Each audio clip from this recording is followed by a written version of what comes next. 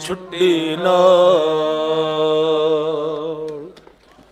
ਵਾਹਿਗੁਰੂ ਜੀ ਕਾ ਖਾਲਸਾ, ਵਾਹਿਗੁਰੂ ਜੀ ਕੀ ਫਤਿਹ।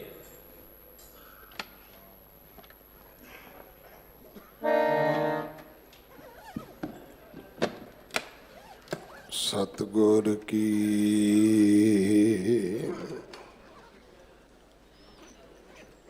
ਜਿਸਨੂੰ ਮਤਿ ਆਵੇ, ਸੋ ਸਤਿਗੁਰ ਮਾਹੀ ਸਮਾਨਾ।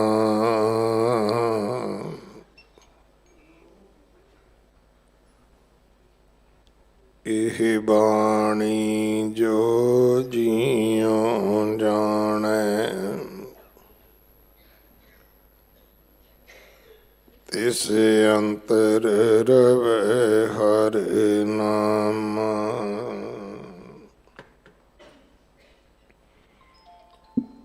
ਬਾਣੀ ਗੁਰੂ ਗੁਰੂ ਹੈ ਬਾਣੀ, ਵਿੱਚ ਬਾਣੀ ਅੰਮ੍ਰਿਤ ਸਾਰੇ।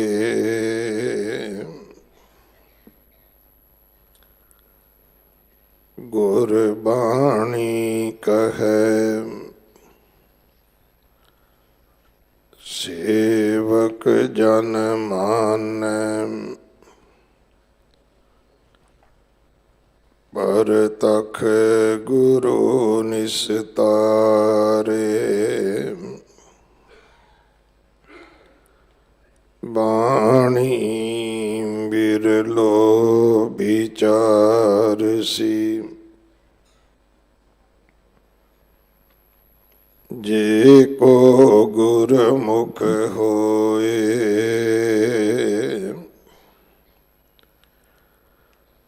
ਇਹ ਬਾਣੀ ਮਹਾਂਪੁਰਖ ਕੀ, ਨਿਜ ਘਰ ਵਾਸਾ ਹੋਏ।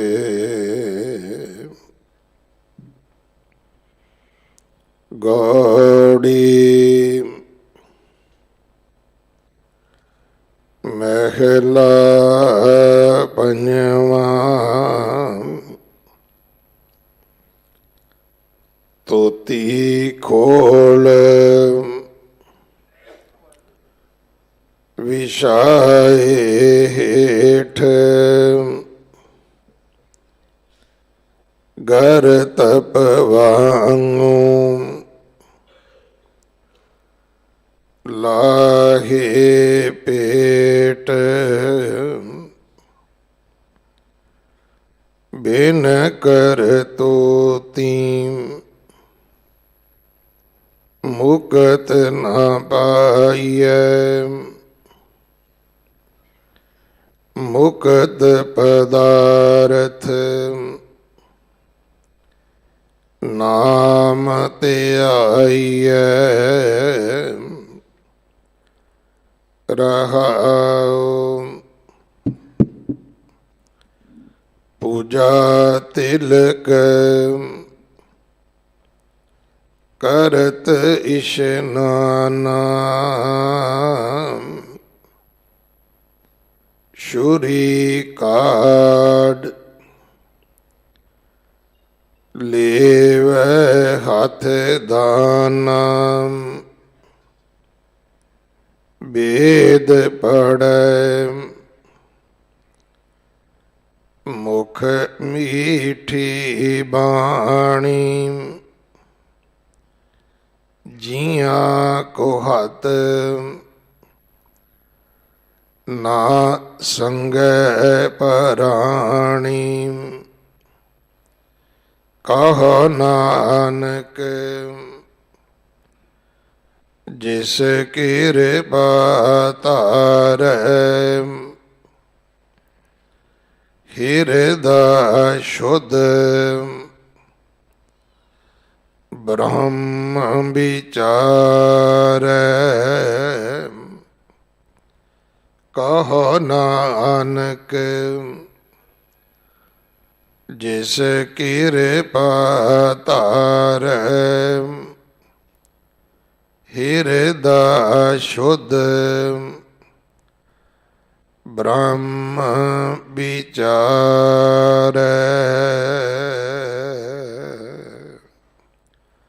ਵਾਹਿਗੁਰੂ ਜੀ ਕਾ ਖਾਲਸਾ ਵਾਹਿਗੁਰੂ ਜੀ ਕੀ ਫਤਿਹ।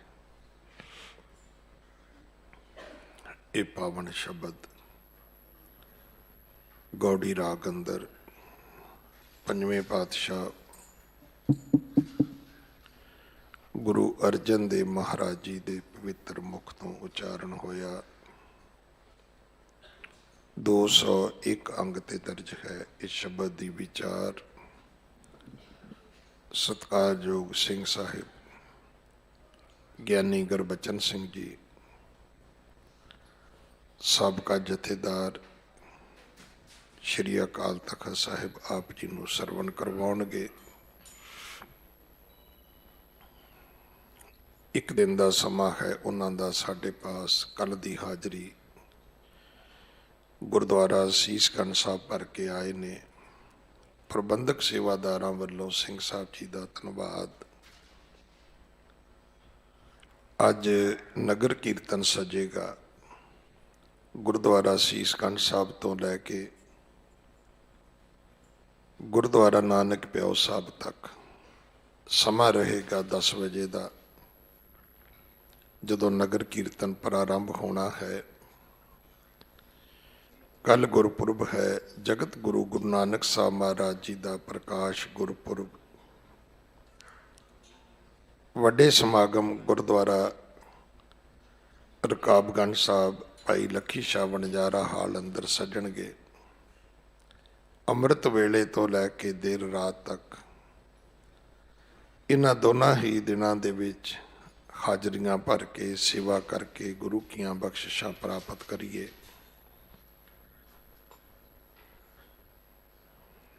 ਇਹਨਾਂ ਸਮਿਆਂ ਤੇ ਆਪ ਜੀ ਨੇ ਲੰਗਰਾਂ ਦੀ ਸੇਵਾ ਸਟਾਲਾਂ ਦੀ ਸੇਵਾ ਕਰਨੀ ਹੈ।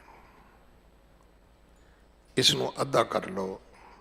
ਜਿੰਨਾ ਬਜਟ ਜਿੰਨੀ ਤੁਹਾਡੀ ਮਾਇਆ ਹੈ ਇਹਨੂੰ ਅੱਧਾ ਦਾਲ ਪ੍ਰਸ਼ਾਦੇ ਤੇ ਖਰਚੋ, ਅੱਧਾ ਵਿੱਦਿਆ ਤੇ ਐਜੂਕੇਸ਼ਨ ਤੇ ਖਰਚੋ। ਸਾਨੂੰ ਇਸ ਗੱਲ ਦਾ ਤਜਰਬਾ ਹੋ ਚੁੱਕਿਆ ਹੈ ਕਿ ਜਦੋਂ ਦੀ ਸਿੱਖ ਦੀ ਸਾਜਨਾ ਹੋਈ ਹੈ ਉਹਦਾ ਖਾਲਸਾ ਰੂਪ ਬਣਨ ਤੱਕ ਤੇ ਖਾਲਸਾ ਰੂਪ ਤੋਂ ਲੈ ਕੇ ਅੱਜ ਤੱਕ ਸਾਨੂੰ ਕੋਈ ਮਿੱਤਰ ਨਹੀਂ ਮਿਲਿਆ। ਜਿਵੇਂ ਯਹੂਦੀਆਂ ਨੂੰ 2000 ਸਾਲ ਤੋਂ ਵੱਧ ਸਮਾਂ ਹੋ ਗਿਆ ਲੜਦਿਆਂ ਧਰਤੀ ਤੇ, ਖਾਲਸਾ ਜੀ ਲੜਨਾ ਤੁਹਾਨੂੰ ਵੀ ਪੈਣਾ ਹੈ। ਕਿਉਂਕਿ ਕੋਈ ਵੀ ਤੁਹਾਡੇ ਚੰਗੇ ਹੋਣ ਨੂੰ, ਤੁਹਾਡੇ ਵੱਡੇ ਹੋਣ ਨੂੰ, ਤੁਹਾਡੇ ਅੱਗੇ ਹੋਣ ਨੂੰ ਬਰਦਾਸ਼ਤ ਨਹੀਂ ਕਰੇਗਾ।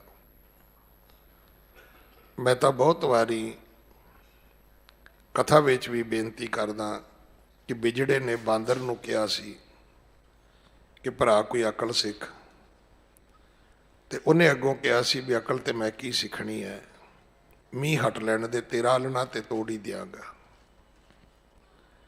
ਅੱਜ ਦੁਨੀਆ ਅੱਛਾ ਨਹੀਂ ਬਣਨਾ ਚਾਹੁੰਦੀ, ਪਰ ਉਹ ਇਸ ਗੱਲ ਦਾ ਤਹਈਆ ਕਰਕੇ ਬੈਠੀ ਹੈ ਕਿ ਅੱਛੇ ਲੋਕਾਂ ਨੂੰ ਵੀ ਆਪਣੇ ਵਰਗੇ ਕਰ ਲਓ ਤਾਂ ਕਿ ਕੋਈ ਤੁਹਾਨੂੰ ਮਾੜਾ ਕਵੇ ਹੀ ਨਾ। ਸੋ ਜੇ ਆਪਾਂ ਅੱਗੇ ਚੱਲਣਾ ਹੈ ਆਪਣੀ ਕੌਮ ਨੂੰ ਸੰਭਾਲੋ। ਦੂਸਰੀ ਬੇਨਤੀ, ਅੱਜ ਹਰ ਘਰ ਦੇ ਵਿੱਚ ਦੀਪਮਾਲਾ ਹੋਣੀ ਚਾਹੀਦੀ ਹੈ। ਭਾਵੇਂ 2 ਦੀਵੇ ਜਗਾਇਓ, ਜ਼ਰੂਰੀ ਥੋੜ੍ਹਾ ਹੈ ਕੋਈ ਲਾਈਟਾਂ ਲਾਉਣੀਆਂ ਨੇ ਵੱਡੀਆਂ।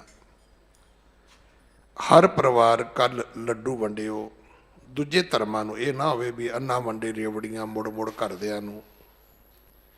ਦੂਜੇ ਧਰਮਾਂ ਦੇ ਜਿੰਨੇ ਤੁਹਾਡੇ ਗਲੀ ਦੇ ਆਂਢ ਗੁਆਂਢ ਘਰ ਨੇ ਉਹਨਾਂ ਵਿੱਚ ਮਠਿਆਈ ਦੇ ਕੇ ਆਇਓ ਵੀ ਅੱਜ ਸਾਡੇ ਪੈਗੰਬਰ ਦਾ ਜਨਮ ਦਿਨ ਹੈ। ਦੀਵਾਲੀ ਨਾਲੋਂ ਵੱਡੀਆਂ ਖੁਸ਼ੀਆਂ ਗੁਰਪੁਰਬ ਦੀਆਂ ਮਨਾਇਆ ਕਰੋ। ਦੁਨੀਆ ਨੂੰ ਦੱਸੀਏ ਵੀ ਜਿਵੇਂ ਕਿਸੇ ਧਰਮ ਦਾ ਪੈਗੰਬਰ ਈਸਾ ਹੈ, ਕਿਸੇ ਦਾ ਪੈਗੰਬਰ ਮੂਸਾ ਹੈ, ਕਿਸੇ ਦਾ ਪੈਗੰਬਰ ਹਜ਼ਰਤ ਮੁਹੰਮਦ ਹੈ, ਸਾਡਾ ਪੈਗੰਬਰ ਗੁਰੂ ਨਾਨਕ ਹੈ। ਕਿਉਂਕਿ ਅਸੀਂ ਇਹਦੇ ਵਿੱਚ ਗਵਾਚ ਚੁੱਕੇ ਹਾਂ। ਮੈਂ ਇਹਦੀ ਵਿਆਖਿਆ ਵਿੱਚ ਨਹੀਂ ਜਾਣਾ ਚਾਹੁੰਦਾ। ਅਸੀਂ ਗੁਰੂ ਵੀ ਵੰਡ ਕੇ ਬਹਿ ਗਏ ਆ। ਦਿੱਲੀ ਵਾਲਿਆਂ ਦੇ ਬਾਬੇ ਹੋਰ ਨੇ, ਪੰਜਾਬ ਵਾਲਿਆਂ ਦੇ ਹੋਰ ਨੇ।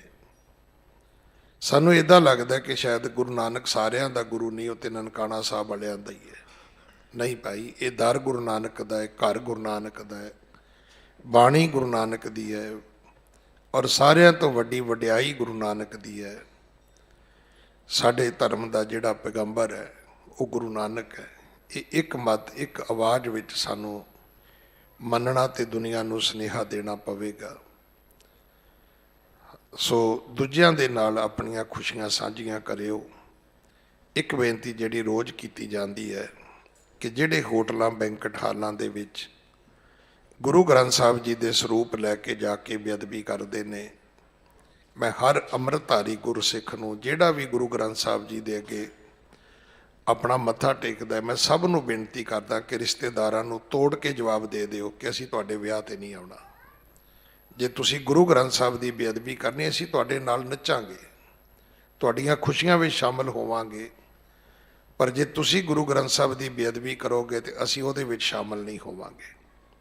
ਇਹਨਾਂ ਲੋਕਾਂ ਦਾ ਬਾਈਕਾਟ ਕਰੀਏ, ਇਹ ਤਾਂ ਇੱਕ ਦਿਨ 'ਚ ਸੁਧਰ ਜਾਣਗੇ। ਮੈਂ ਫਿਰ ਬੇਨਤੀ ਕਰਾਂ, ਭੁੱਖੇ ਮੁੱਲਾਂ ਘਰੇ ਮਸੀਤ ਦੁੱਖ ਹੋਇਆ। ਹੋਟਲਾਂ ਵਾਲਿਆਂ ਨੇ ਘਰਾਂ 'ਚ ਗੁਰੂ ਗ੍ਰੰਥ ਸਾਹਿਬ ਰੱਖ ਲਏ ਨੇ।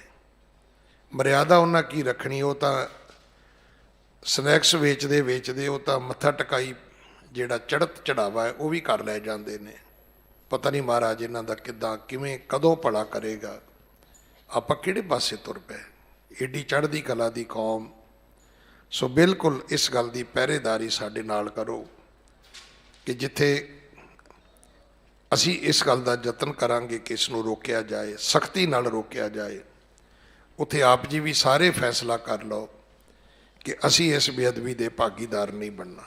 ਅਸੀਂ ਐਸੇ ਬੁਰੇ ਲੋਕਾਂ ਦੇ, ਜਿਨ੍ਹਾਂ ਨੇ ਮਹਾਰਾਜ ਨੂੰ ਹੋਟਲਾਂ ਵਿੱਚ ਜਾ ਕੇ ਬੇਅਦਬੀ ਕਰਨੀ ਹੈ, ਅਸੀਂ ਉਹਨਾਂ ਦੇ ਬੱਚਿਆਂ ਦੀਆਂ ਖੁਸ਼ੀਆਂ ਵਿੱਚ ਸ਼ਾਮਲ ਨਹੀਂ ਹੋਣਾ। ਇਹ ਤਾਂ ਸ਼ਾਮ ਨੂੰ ਸੁਧਰ ਜਾਣਗੇ, ਕਿਉਂਕਿ ਇਹ ਤੁਹਾਨੂੰ ਸੱਦਦੇ ਹੀ ਇਸ ਕਰਕੇ ਨੇ ਕਿ ਦੁਨੀਆ ਨੂੰ ਦੱਸਿਆ ਜਾਏ ਕਿ ਸਾਡੇ ਨਾਲ ਕਿੰਨੀ ਬਰਾਦਰੀ ਹੈ, ਕਿੰਨਾ ਭਾਈਚਾਰਾ ਹੈ। ਸੋ ਆਓ ਸਾਰੇ ਗੁਰੂ ਗ੍ਰੰਥ ਸਾਹਿਬ ਜੀ ਦੀ ਅਸਮਤ ਨੂੰ, ਸੱਚੇ ਪਾਤਸ਼ਾਹ ਦੇ ਅਦਬ ਨੂੰ, ਸਨਮਾਨ ਨੂੰ ਸਮਰਪਿਤ ਹੋਈਏ।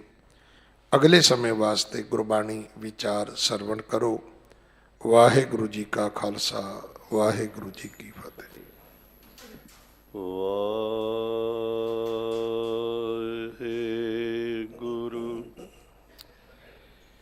ਇਕ ਮਨ ਪੁਰਖ ਧਿਆਏ ਬਰਦਾਤਾ,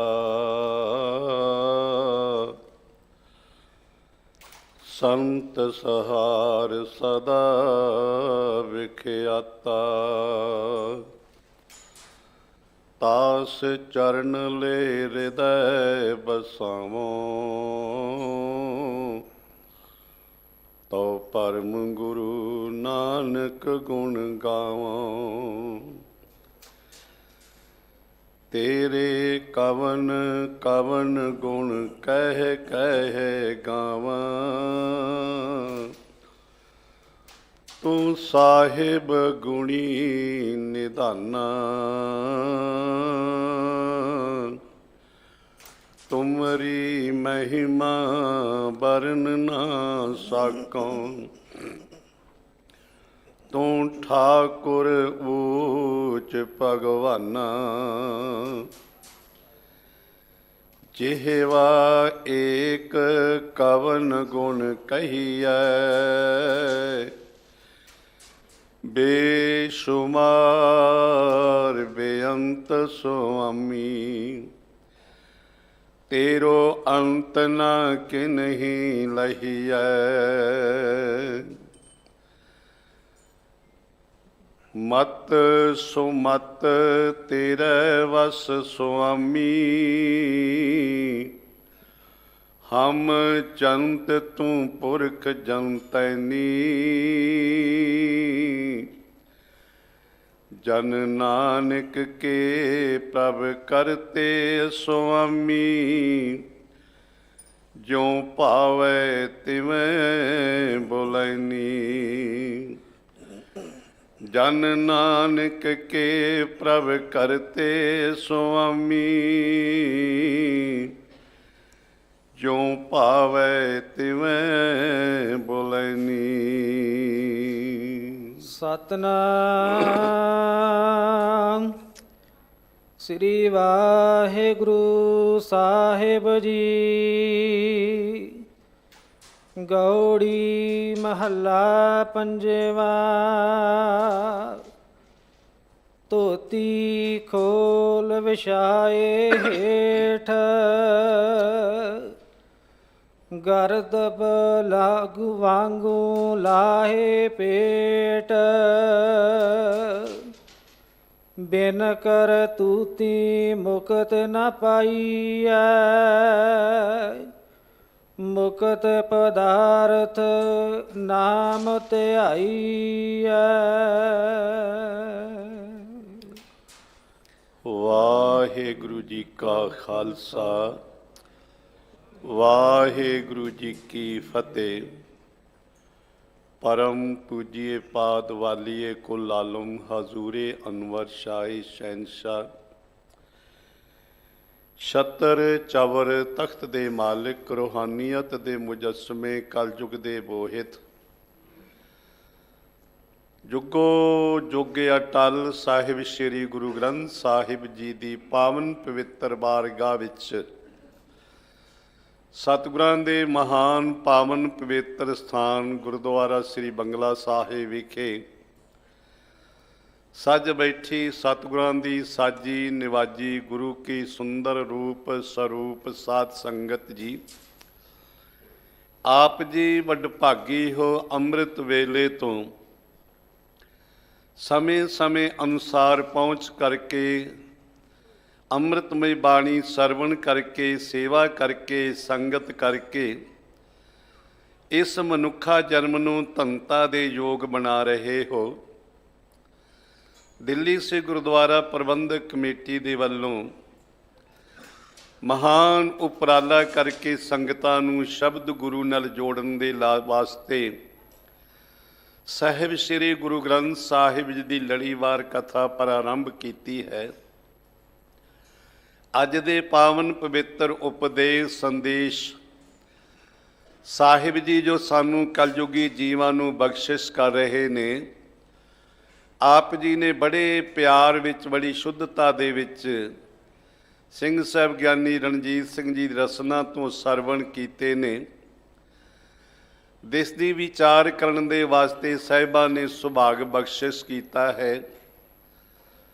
ਔਰ ਸਿੰਘ ਸਾਹਿਬ ਜੀ ਨੇ ਕੁਝ ਬਹੁਤ ਜ਼ਰੂਰੀ ਬੇਨਤੀਆਂ ਕੀਤੀਆਂ ਨੇ, ਕਿਉਂਕਿ ਇਹ ਮਹਾਨ ਪਾਵਨ ਪਵਿੱਤਰ ਦਿਹਾੜੇ ਅੱਜ ਦਾ ਹੈ, ਕੱਲ੍ਹ ਦਾ ਹੈ। ਕੱਲ੍ਹ ਨੂੰ ਨਾਨਕ ਨਿਰੰਕਾਰੀ ਆਪ ਨਾਰਾਇਣ ਕਲਾ ਧਾਰ ਜਗ ਮਹਿ ਪਰਵਰਿਓ ਸਾਹਿਬ ਸ੍ਰੀ ਗੁਰੂ ਨਾਨਕ ਦੇਵ ਮਹਾਰਾਜ ਜੀ ਦੇ ਪ੍ਰਕਾਸ਼ ਪੁਰਬ ਨੇ, ਜਿਨ੍ਹਾਂ ਨੂੰ ਕੁੱਲ ਆਲਮ ਦੇ ਵਿੱਚ ਬੜੀ ਸ਼ਰਧਾ ਭਾਵਨਾ ਤੇ ਸਤਿਕਾਰ ਸਹਿਤ ਸੰਗਤਾਂ ਮਨਾਉਣਾ ਕਰਦੀਆਂ ਨੇ। ਕਿਉਂਕਿ ਕੁਰਬਾਨੀ ਤਿੰਨਾਂ ਗੁਰ ਸਿੱਖਾਂ ਭਾਏ ਭਗਤ ਗੁਰਪੁਰਬ ਕਰਨ ਦੇ ਭਾਵਨਾ ਸ਼ਰਧਾ ਸਤਿਕਾਰ ਸਹਿਤ ਜੋ ਗੁਰੂ ਕੇ ਸਿੱਖ ਸਾਹਿਬਾਂ ਦੇ ਪੁਰਬ ਮਨਾਉਂਦੇ ਨੇ, ਭਾਈ ਸਾਹਿਬ ਕਹਿੰਦੇ ਉਹਨਾਂ ਤੋਂ ਮੈਂ ਕੁਰਬਾਨ ਹਾਂ, ਬਲਿਹਾਰ ਹਾਂ।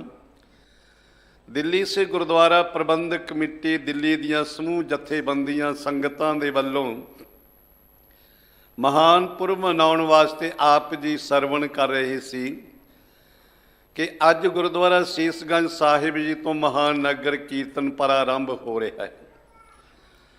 ਔਰ ਕੀਰਤਨ ਦੇ ਵਿੱਚ ਬਹੁਤ ਜ਼ਰੂਰੀ ਬੇਨਤੀਆਂ ਕੀਤੀਆਂ ਗਈਆਂ ਨੇ। ਦਾਸ ਵੀ ਇੱਕ ਬੇਨਤੀ ਕਰ ਲਵੇ। ਕਈ ਵਾਰੀ ਵਿਦੇਸ਼ਾਂ ਦੇ ਵਿੱਚ ਨਗਰ ਕੀਰਤਨਾਂ ਦੇ ਵਿੱਚ ਜਾਣ ਦਾ ਸੁਭਾਗ ਸਤਿਗੁਰਾਂ ਨੇ ਬਖਸ਼ਿਸ਼ ਕੀਤਾ ਹੈ। ਆਪਾਂ ਤੇ ਬਹੁਤ ਘੱਟ ਗਿਣਤੀ ਵਿੱਚ ਜਾਂਦੇ ਹਾਂ ਨਗਰ ਕੀਰਤਨਾਂ ਦੇ ਵਿੱਚ। ਵਿਦੇਸ਼ਾਂ ਵਿੱਚ ਗੁਰੂ ਕੀਆਂ ਸੰਗਤਾਂ, ਸਿੱਖ ਵੀ ਤੇ ਗੋਰੇ ਵੀ ਲੱਖਾਂ ਦੀ ਗਿਣਤੀ ਵਿੱਚ ਨਗਰ ਕੀਰਤਨ ਦੇ ਨਾਲ ਸ਼ਮੂਲੀਅਤ ਕਰਦੇ ਨੇ। ਜਿੱਥੇ ਉਹਨਾਂ ਨੇ ਜਿਸ ਰੂਟ ਦੇ ਉੱਤੇ ਜਾਣਾ ਹੁੰਦਾ ਹੈ, ਇੱਕ ਜ਼ਰੂਰੀ ਉਹਨਾਂ ਨੇ ਇਹ ਅਪਣਾਇਆ ਹੋਇਆ ਕਿ ਨਗਰ ਕੀਰਤਨ ਦੇ ਪਿੱਛੇ ਪਿੱਛੇ ਨੌਜਵਾਨ ਜਥੇ, ਬੀਬੀਆਂ, ਬੱਚੇ ਵੱਡੇ ਵੱਡੇ ਥੈਲੇ ਲੈ ਕੇ ਕਿਉਂਕਿ ਨਗਰ ਕੀਰਤਨ ਵਿੱਚ ਸੰਗਤਾਂ ਲੰਗਰ ਛਕਾਉਂਦੀਆਂ ਨੇ, ਕਈ ਪਦਾਰਥ ਛਕਾਉਂਦੀਆਂ ਨੇ, ਤੇ ਆਮ ਦੇਖਿਆ ਜਾਂਦਾ ਹੈ ਕਿ ਨਗਰ ਕੀਰਤਨ ਦੇ ਰਸਤੇ ਮਗਰੋਂ ਬਹੁਤ ਕੂੜਾ ਕਰਕਟ ਖਿਲਰ ਜਾਂਦਾ ਹੈ। ਦੇਖਣ ਵਾਲਿਆਂ ਦੇ ਮਨ ਦੇ ਵਿੱਚ ਵੀ ਬੁਰਾ ਲੱਗਦਾ ਹੈ ਤੇ ਵਿਰੋਧੀ ਉਸ ਦੇ ਉੱਤੇ ਉਂਗਲਾਂ ਵੀ ਚੁੱਕਦੇ ਨੇ। ਇਸ ਕਰਕੇ ਬਹੁਤ ਜ਼ਰੂਰੀ ਹੈ ਕਿ ਪਿਛਲੇ ਪਾਸੇ ਨੌਜਵਾਨ ਬੱਚੇ ਬੱਚੀਆਂ ਦੇ ਜੱਥੇ ਬਣਾ ਕੇ ਆਪਣੇ ਪਾਸ ਕੋਈ ਸਾਧਨ ਲੈ ਕੇ ਜਿਤਨੇ ਵੀ ਰਸਤੇ ਦੇ ਵਿੱਚ ਕੋਈ ਛਿੱਲਾਂ ਨੇ, ਕੋਈ ਥਾਲੀਆਂ ਨੇ, ਕੋਈ ਕੱਪ ਨੇ, ਕੋਈ ਪਲੇਟਾਂ ਨੇ, ਉਹ ਨਾਲ ਦੀ ਨਾਲ ਸਫਾਈ ਕਰਦੇ ਜਾਣ, ਤਾਂ ਕਿ ਸੰਗਤਾਂ ਦੇ ਮਨ ਵਿੱਚ ਕਿਸੇ ਪ੍ਰਕਾਰ ਦੀ ਕੋਈ ਰੋਸ ਨਾ ਹੋਵੇ, ਵਿਰੋਧੀਆਂ ਨੂੰ ਕੋਈ ਸਮਾਂ ਨਾ ਮਿਲੇ ਕਿ ਨਗਰ ਕੀਰਤਨ ਤੇ ਕੀਤਾ ਹੈ ਪਰ ਸੜਕਾਂ ਦੇ ਉੱਤੇ ਗੰਦ ਖਿਲਾਰ ਕੇ ਚਲੇ ਗਏ। ਐਸਾ ਨਹੀਂ ਹੋਣਾ ਚਾਹੀਦਾ। ਇਸ ਗੱਲ ਦਾ ਵਿਸ਼ੇਸ਼ ਕਰਕੇ ਸਾਨੂੰ ਧਿਆਨ ਰੱਖਣਾ ਚਾਹੀਦਾ ਹੈ। ਗੁਰੂ ਗ੍ਰੰਥ ਸਾਹਿਬ ਜੀ ਦੇ ਸਤਿਕਾਰ ਵਿੱਚ ਸਿੰਘ ਸਾਹਿਬ ਜੀ ਨੇ ਬੜੇ ਪਿਆਰ ਵਿੱਚ ਬੇਨਤੀਆਂ ਕੀਤੀਆਂ ਨੇ। ਸ੍ਰੀ ਅਕਾਲ ਤਖਤ ਸਾਹਿਬ ਵੱਲੋਂ ਤੇ ਆਦੇਸ਼ ਕੀਤਾ ਹੋਇਆ ਹੈ, ਪਰ ਸੰਗਤਾਂ ਅਮਲ ਵਿੱਚ ਆਨਾਕਾਨੀ ਕਰ ਦਿੰਦੀਆਂ ਨੇ। ਸਾਨੂੰ ਸਾਰਿਆਂ ਨੂੰ ਇਸ ਦੇ ਵੱਲੇ ਧਿਆਨ ਦੇਣਾ ਚਾਹੀਦਾ ਹੈ, ਕਿਉਂਕਿ ਸਤਿਗੁਰਾਂ ਦਾ ਸਤਿਕਾਰ ਹੈ ਤਾਂ ਹੀ ਸਿੱਖ ਦਾ ਸਤਿਕਾਰ ਬਰਕਰਾਰ ਰਹਿ ਸਕਦਾ ਹੈ। ਇਸ ਲਈ ਗੁਰੂ ਪਾਤਸ਼ਾਹ ਜੀ ਬਖਸ਼ਿਸ਼ ਕਰਨ, ਵੱਧ ਤੋਂ ਵੱਧ ਨਗਰ ਕੀਰਤਨਾਂ ਵਿੱਚ ਹਾਜ਼ਰੀ ਭਰੋ, ਸਫਾਈ ਦਾ ਧਿਆਨ ਰੱਖੋ, ਤੇ ਨਗਰ ਕੀਰਤਨ ਵਿੱਚ ਕੋਈ ਘਰੇਲੂ ਗੱਲ ਨਹੀਂ ਹੋਣੀ ਚਾਹੀਦੀ। ਕੇਵਲ ਸਤਨਾਮ ਵਾਹਿਗੁਰੂ ਦਾ ਜਾਪ ਹੋਣਾ ਚਾਹੀਦਾ। ਸ਼ਬਦ ਪੜ੍ਹਨੇ ਚਾਹੀਦੇ ਨੇ, ਤਾਂ ਹੀ ਗੁਰੂ ਦੀਆਂ ਅਸੀਸਾਂ ਸਾਨੂੰ ਪ੍ਰਾਪਤ ਹੋ ਸਕਣਗੀਆਂ। ਆਓ ਸਾਹਿਬ ਸੱਚੇ ਪਾਤਸ਼ਾਹ ਜੀ ਜੋ ਬਖਸ਼ਿਸ਼ ਕਰ ਰਹੇ ਨੇ, ਪੰਚਮ ਗੁਰਦੇਵ, ਪੰਜਵੇਂ ਨਾਨਕ ਨਿਰੰਕਾਰੀ ਜੀ, ਸਾਨੂੰ ਕਲਯੁਗੀ ਜੀਵਾਂ ਨੂੰ ਸਮਝਾਉਣ ਵਾਸਤੇ ਇਹ ਪਾਵਨ ਪਵਿੱਤਰ ਸ਼ਬਦ ਸਤਿਗੁਰਾਂ ਨੇ ਸਾਨੂੰ ਬਖਸ਼ਿਸ਼ ਕੀਤਾ ਹੈ। ਇਸ ਦੀ ਵਿਚਾਰ ਕਹਿਣ ਸੁਣ ਲਈ ਇੱਕ ਵਾਰੀ ਰਸਨਾ ਪਵਿੱਤਰ ਕਰ ਲਈਏ, ਕੋਈ ਰਸਨਾ ਖਾਲੀ ਨਾ ਰਹੇ। ਪਿਆਰ ਵਿੱਚ ਭਿੱਜ ਕੇ ਬੁਲਾਓ ਜੀ, ਸਤਨਾਮ ਸ੍ਰੀ ਵਾਹਿਗੁਰੂ। ਸਤਨਾਮ ਸ੍ਰੀ ਵਾਹਿਗੁਰੂ ਸਾਹਿਬ ਜੀ। ਗੌੜੀ ਮਹੱਲਾ ਪੰਜਵਾਂ। ਧੋਤੀ ਖੋਲ ਵਿਛਾਏ ਹੇਠ, ਗਰਦਪ ਵਾਂਗੂ ਲਾਹੇ ਪੇਟ। ਸਾਹਿਬਾਂ ਨੇ ਇੱਕ ਪੰਡਤ ਨੂੰ ਮੁਖਾਤਬ ਕਰਕੇ ਗੱਲ ਕੇਵਲ ਇੱਕ ਪੰਡਤ ਦੀ ਨਹੀਂ ਹੈ। ਚਾਹੇ ਕੋਈ ਪੰਡਤ ਹੈ, ਚਾਹੇ ਕੋਈ ਕਾਜੀ ਹੈ, ਚਾਹੇ ਮੁੱਲਾ ਹੈ, ਤੇ ਚਾਹੇ ਕੋਈ ਗ੍ਰੰਥੀ ਹੈ, ਰਾਗੀ ਹੈ, ਪ੍ਰਚਾਰਕ ਹੈ। ਗੱਲ ਸਾਹਿਬਾਂ ਨੇ ਪਖੰਡ ਦਾ ਖੰਡਨ ਕਰਨ ਵਾਸਤੇ ਇਹ ਪਾਵਨ ਪਵਿੱਤਰ ਉਪਦੇਸ਼ ਬਖਸ਼ਿਸ਼ ਕੀਤਾ ਹੈ। ਵਿਚਾਰ ਕਰਨ ਲੱਗਿਆ ਮਨ ਦੇ ਵਿੱਚ ਬੜੇ ਖਿਆਲਾਤ ਪੈਦਾ ਹੁੰਦੇ ਨੇ। ਸਤਿਗੁਰੂ ਮਹਾਰਾਜ ਸੱਚੇ ਪਾਤਸ਼ਾਹ ਜੀ ਸਾਨੂੰ ਸਮਝਾਉਣਾ ਚਾਹੁੰਦੇ ਨੇ, ਬਖਸ਼ਿਸ਼ ਕਰਦੇ ਨੇ ਕਿ ਪਾਖੰਡ ਕਿਸੇ ਪ੍ਰਕਾਰ ਦਾ ਵੀ ਪ੍ਰਵਾਨ ਨਹੀਂ ਹੈ। ਇਸੇ ਲਈ ਸਾਹਿਬਾਂ ਨੇ, ਦਸਮੇਸ਼ ਪਿਤਾ ਨੇ, ਜੋ ਗੁਰੂ ਨਾਨਕ ਸਾਹਿਬ ਜੀ ਦਾ ਸਿਧਾਂਤ ਹੈ ਉਹੀ ਪਾਤਸ਼ਾਹ ਗੁਰੂ ਗੋਬਿੰਦ ਸਿੰਘ ਸਾਹਿਬ ਜੀ ਦਾ ਹੈ। ਸਤਿਗੁਰੂ ਮਹਾਰਾਜ ਸੱਚੇ ਪਾਤਸ਼ਾਹ ਜੀ ਨੇ ਕਈ ਬਚਨ ਕਹੇ ਨੇ। ਆਪ ਜੀ ਕਈ ਵਾਰੀ ਬਚਨ ਸਰਵਣ ਕਰਦੇ ਹੋ, ਪ੍ਰਚਾਰਕਾਂ ਦੇ ਕੋਲੋਂ ਭਾਈ ਸਾਹਿਬ ਜੀ ਨੇ ਬਚਨ ਕਹੇ ਨੇ, ਹਮੂ ਜੋਹਰ ਮਾਨਕਸਤ, ਹਮੂ ਗੁਰੂ ਗੋਬਿੰਦ ਸਿੰਘ ਨਾਨਕਸਤ, ਕਿ ਅਸੀਂ ਹੀ ਗੁਰੂ ਗੋਬਿੰਦ ਸਿੰਘ ਹਾਂ, ਅਸੀਂ ਹੀ ਨਾਨਕ ਹਾਂ। ਕਿਉਂਕਿ 10 ਜਾਮੇ ਇੱਕੋ ਹੀ ਸਰੂਪ ਨੇ, ਇੱਕੋ ਹੀ ਜੋਤ ਨੇ, ਕੇਵਲ ਚੋਲੇ ਹੀ ਬਦਲੇ ਨੇ, ਤੇ ਸਾਰਿਆਂ ਵਿੱਚ ਸਿਧਾਂਤ ਇੱਕੋ ਹੀ ਰੱਖਿਆ ਸਤਿਗੁਰੂ ਪਾਤਸ਼ਾਹ ਜੀ ਨੇ। ਇਸ ਕਰਕੇ ਗੁਰਦੇਵ ਪਾਤਸ਼ਾਹ ਜੀ ਸਾਨੂੰ ਬਖਸ਼ਿਸ਼ ਕਰਦੇ ਨੇ। ਅਰਥ ਦੀ ਵਿਚਾਰ ਕਰਨ ਲੱਗਿਆਂ ਕਈ ਵਾਰੀ ਮਨ ਵਿੱਚ ਖਿਆਲਾਤ ਪੈਦਾ ਹੋ ਜਾਂਦੇ ਨੇ ਕਿ ਸਾਹਿਬ ਕਹਿੰਦੇ ਧੋਤੀ ਖੋਲ ਵਿਛਾਏ ਹੇਠ। ਵਿਦਵਾਨਾਂ ਨੇ ਇਹਦੇ ਅਰਥ ਕੀਤੇ ਨੇ, ਪ੍ਰੋਫੈਸਰ ਸਾਹਿਬ ਸਿੰਘ ਜੀ ਨੇ, ਕਿ ਧੋਤੀ ਦਾ ਅੱਧਾ ਉੱਪਰਲਾ ਹਿੱਸਾ ਵਿਛਾ ਕੇ ਆਪਣੇ ਹੇਠ ਵਿਛਾ ਲੈਂਦਾ ਹੈ ਪੰਡਤ। ਵਾਸਤਵ ਧੋਤੀ ਸ਼ਬਦ ਹੈ ਜਿਹੜਾ ਕੱਪੜਾ ਨਿਤਾ ਪ੍ਰਤੀ ਧੋਤਾ ਜਾਏ। ਨਿਤਾ ਪ੍ਰਤੀ ਧੋਣ ਵਾਲੇ ਕੱਪੜੇ ਨੂੰ ਧੋਤੀ ਕਿਹਾ ਹੈ। ਤੇ ਸਤਿਗੁਰੂ ਮਹਾਰਾਜ ਸੱਚੇ ਪਾਤਸ਼ਾਹ ਜੀ ਦੀ ਜਦੋਂ ਅਸੀਂ ਬਾਣੀ ਪੜ੍ਹਦੇ ਹਾਂ ਨਾ, ਤੇ ਬਾਣੀ ਵਿੱਚੋਂ ਹੀ ਸਾਨੂੰ ਇਸ ਦੇ ਉੱਤਰ ਪ੍ਰਾਪਤ ਹੋ ਜਾਂਦੇ ਨੇ। ਪਿਆਰ ਦੇ ਵਿੱਚ ਗੁਰਮੁਖਾਂ ਦੇ ਨਾਲ ਵਿਚਾਰ ਕੀਤੀ ਤੇ ਗੱਲ ਸਾਹਮਣੇ ਆ ਗਈ। ਜਿਸ ਨਾਨਕ ਨਿਰੰਕਾਰੀ ਜੀ ਦੇ ਆਪ ਪਾਵਨ ਪਵਿੱਤਰ ਪ੍ਰਕਾਸ਼ ਪੁਰਬ ਮਨਾ ਰਹੇ ਹੋ ਨਾ, ਸਤਿਗੁਰੂ ਗੁਰੂ ਨਾਨਕ ਪਾਤਸ਼ਾਹ ਜੀ ਜਦੋਂ ਲੇਹ ਲਦਾਖ ਤੋਂ ਵਾਪਸ ਆ ਰਹੇ ਨੇ ਨਾ, ਲੇਹ ਲਦਾਖ ਦੇ ਵਿੱਚ ਵੀ ਸਤਿਗੁਰਾਂ ਦਾ ਪਾਵਨ ਪਵਿੱਤਰ ਸਥਾਨ ਗੁਰਦੁਆਰਾ ਪੱਥਰ ਸਾਹਿਬ ਹੈ, ਜੋ ਫੌਜ ਦੇ ਕੰਟਰੋਲ ਦੇ ਵਿੱਚ ਹੈ। 24 ਘੰਟੇ ਲੰਗਰ ਚੱਲਦਾ, ਬੜਾ ਸੁੰਦਰ ਅਸਥਾਨ ਹੈ। ਉਹ ਪੱਥਰ ਅੱਜ ਵੀ ਗੁਰਦੁਆਰਾ ਸਾਹਿਬ ਦੇ ਵਿੱਚ ਹੈ। ਜਿਹੜਾ ਪੱਥਰ ਗੁਰੂ ਨਾਨਕ ਸਾਹਿਬ ਜੀ ਦੀ ਕੰਡ ਦੇ ਨਾਲ, ਪਿੱਠ ਦੇ ਨਾਲ ਆ ਕੇ ਲੱਗਾ, ਤੇ ਉਸੇ ਤਰ੍ਹਾਂ ਪਿੱਠ ਦਾ ਤੇ ਸੀਸ ਦਾ ਨਿਸ਼ਾਨ ਅੱਜ ਵੀ ਉਸ ਪੱਥਰ ਦੇ ਵਿੱਚ ਹੈ, ਜੋ ਪਹਾੜੀ ਤੋਂ ਇੱਕ ਦੈਂਤ ਦੇ ਵੱਲੋਂ ਰੋੜਿਆ ਗਿਆ ਸੀ ਗੁਰੂ ਨਾਨਕ ਸਾਹਿਬ ਜੀ ਦੇ ਉੱਤੇ ਸੁੱਟਣ ਵਾਸਤੇ। ਪਰ ਉਹ ਤੇ ਆਪ ਨਿਰੰਕਾਰ ਨੇ, ਆਪ ਨਾਰਾਇਣ ਕਲਾ ਧਾਰ ਜਗ ਮੈਂ ਪਰਵਰਿਓ ਹੈ। ਪੱਥਰ ਉਸ ਦਿਨ ਉਹਨਾਂ ਦਾ ਕੀ ਨੁਕਸਾਨ ਕਰ ਸਕਦਾ? ਅੱਜ ਵੀ ਗੁਰਦੁਆਰਾ ਪੱਥਰ ਸਾਹਿਬ ਹੈ। ਉੱਥੋਂ ਆਉਂਦੇ ਆਉਂਦੇ ਪਾਤਸ਼ਾਹ ਜੀ ਮਟਨ ਪਹੁੰਚੇ ਨੇ, ਤੇ ਮਟਨ ਜਿੱਥੇ ਪਹੁੰਚੇ ਨੇ ਪਾਤਸ਼ਾਹ ਜੀ, ਉੱਥੇ ਬ੍ਰਹਮ ਦੱਤ ਹੈ ਪੰਡਤ। ਇਹ ਬ੍ਰਹਮ ਦੱਤ ਠਾਕੁਰ ਦਾਸ ਦਾ ਪੁੱਤਰ ਹੈ। ਬ੍ਰਹਮ ਦੱਤ ਦਾ ਪੁੱਤਰ ਹੈ ਨਾਰਾਇਣ ਦਾਸ, ਨਾਰਾਇਣ ਦਾਸ ਦਾ ਪੁੱਤਰ ਹੈ ਅੜੂ ਰਾਮ। ਵਿਦਵਾਨ ਕਹਿੰਦੇ ਪਾਤਸ਼ਾਹ ਗੁਰੂ ਹਰਿਕ੍ਰਿਸ਼ਨ ਸਾਹਿਬ ਜੀ ਨੇ ਸੰਸਕ੍ਰਿਤ ਜਿਹੜੀ ਅੜੂ ਰਾਮ ਦੇ ਕੋਲੋਂ ਪੜ੍ਹੀ। ਅੜੂ ਰਾਮ ਦਾ ਪੁੱਤਰ ਹੈ ਕਿਰਪਾ ਰਾਮ, ਜਿਹੜਾ ਕਿਰਪਾ ਰਾਮ ਕਿਰਪਾ ਸਿੰਘ ਸੱਜ ਕੇ ਚਮਕੌਰ ਦੀ ਗੜੀ ਵਿੱਚ ਜਿਸ ਨੇ ਸ਼ਹਾਦਤ ਪ੍ਰਾਪਤ ਕੀਤੀ, ਇਬਾਦਤ ਤੋਂ ਸ਼ਹਾਦਤ ਤੱਕ ਪਹੁੰਚੇ।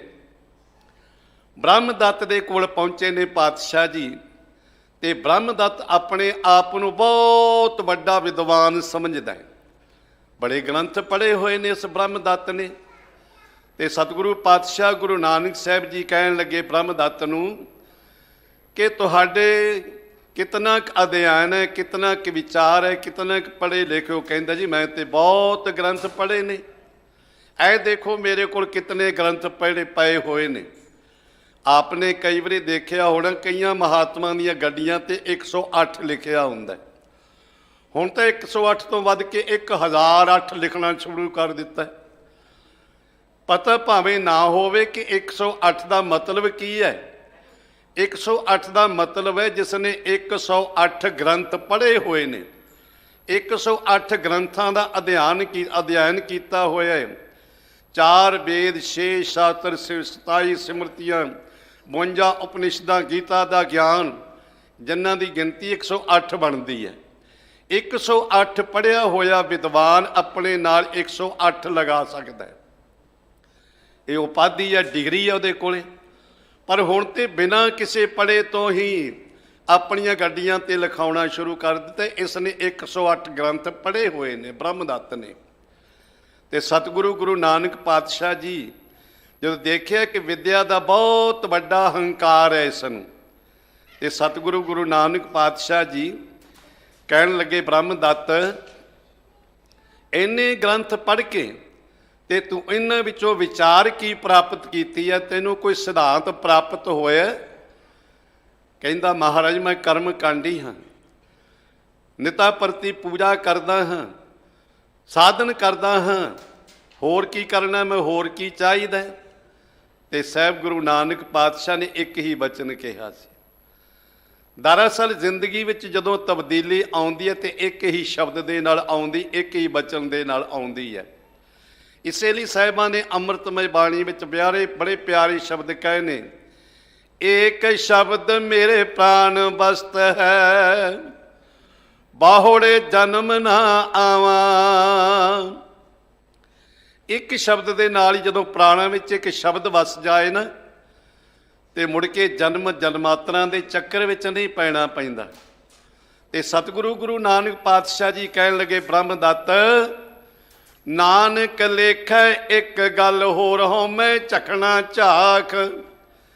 ਸਾਹਿਬ ਕਹਿੰਦੇ ਲੇਖੇ ਵਿੱਚ ਤੇ ਕੇਵਲ ਇੱਕ ਹੀ ਗੱਲ ਹੈ, ਬਾਕੀ ਤੇ ਐਵੇਂ ਝਖਾਂ ਮਾਰਨੀਆਂ ਨੇ, ਬਾਕੀ ਤੇ ਵਤੰਡਾਵਾਤ ਦਾ ਚਰਚਾ ਕਰਨੀ ਹੈ, ਆਪਣੇ ਆਪ ਨੂੰ ਮਹਾਨ ਦਰਸਾ ਕੇ ਦੂਸਰੇ ਨੂੰ ਹਰਾਉਣ ਦਾ ਯਤਨ ਕਰਨਾ। ਇੱਕ ਜਗਜੀਤ ਪੰਡਤ ਵੀ ਸਾਹਿਬਾਂ ਦੇ ਕੋਲ ਆਇਆ ਸੀ। ਬੜਾ ਹੰਕਾਰ ਸੀ ਉਸ ਜਗਜੀਤ ਪੰਡਤ ਨੂੰ। ਖੈਰ ਸਮਾਂ ਇਜਾਜ਼ਤ ਨਹੀਂ ਦੇ ਰਿਹਾ ਇਸ ਪਾਸੇ।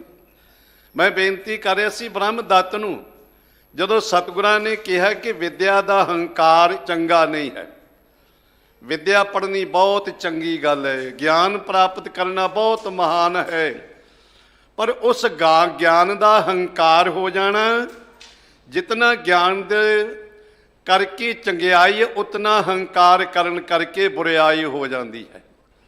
ਹੰਕਾਰ ਕਿਸੇ ਗੱਲ ਦਾ ਵੀ ਚੰਗਾ ਨਹੀਂ ਹੈ।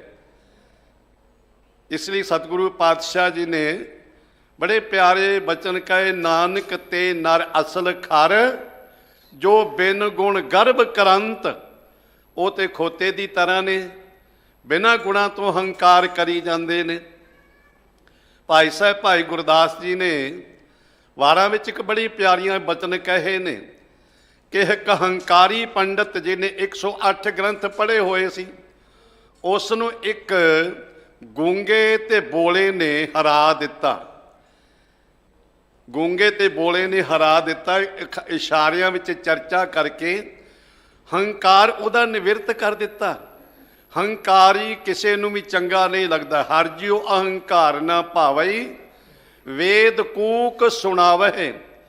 ਵੇਦ ਵੀ ਕੂਕ ਸੁਣਾਉਂਦੇ ਨੇ, ਕੂਕਾਂ ਮਾਰ ਕੇ ਕਹਿ ਰਹੇ ਨੇ ਕਿ ਹੰਕਾਰ ਨਹੀਂ ਚੰਗਾ ਹੈ, ਕਿਉਂਕਿ ਹਉਮੈ ਨਾਵੈ ਨਾਲ ਵਿਰੋਧ ਹੈ, ਦੋਏ ਨਾ ਵਸੈ ਇੱਕ ਠਾਏ। ਹਉਮੈ ਜੋ ਹੰਕਾਰ, ਇਹਦਾ ਨਿਰੰਕਾਰ ਨਾਲ ਵਿਰੋਧ ਹੈ। ਜਿਸ ਹਿਰਦੇ ਵਿੱਚ ਹੰਕਾਰ ਹੈ, ਨਿਰੰਕਾਰ ਨਹੀਂ ਵਸ ਸਕਦਾ, ਤੇ ਜਿੱਥੇ ਨਿਰੰਕਾਰ ਵਸ ਗਿਆ ਹੰਕਾਰ ਨਹੀਂ ਆ ਸਕਦਾ। ਉੱਥੇ ਗੁਰਦੇਵ ਪਾਤਸ਼ਾਹ ਨੇ ਜਦੋਂ ਬ੍ਰਹਮ ਦੱਤ ਨੇ ਆਪਣਾ ਜੰਜੂ ਵੀ ਲਾ ਕੇ ਸਤਿਗੁਰਾਂ ਦੇ ਚਰਨਾਂ ਵਿੱਚ ਰੱਖ ਦਿੱਤਾ, ਤੇ ਸਤਿਗੁਰੂ ਮਹਾਰਾਜ ਸੱਚੇ ਪਾਤਸ਼ਾਹ ਨੂੰ ਬੇਨਤੀ ਕੀਤੀ, ਮਹਾਰਾਜ ਆਪ ਜੀ ਕਿਰਪਾ ਕਰੋ, ਬਖਸ਼ਿਸ਼ ਕਰੋ।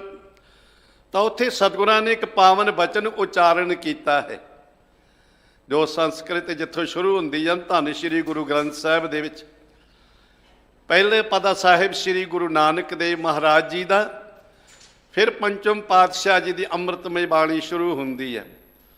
ਸਤਿਗੁਰੂ ਗੁਰੂ ਨਾਨਕ ਪਾਤਸ਼ਾਹ ਨੇ ਉੱਥੇ ਬਚਨ ਉਚਾਰਨ ਕੀਤੇ, ਪੜ੍ਹ ਪੁਸਤਕ ਸੰਧਿਆ ਬਾਦੰ, ਮੁਖ ਝੂਠ ਬਭੂਖਣ ਸਾਰੰ, ਤ੍ਰੈਪਾਲ ਤਿਹਾਲ ਵਿਚਾਰੰ, ਗਲ ਮਾਲਾ ਤਿਲਕ ਲਿਲਾਟੰ, ਦੋਇ ਧੋਤੀ ਬਸਤਰ ਕਪਾਟੰ।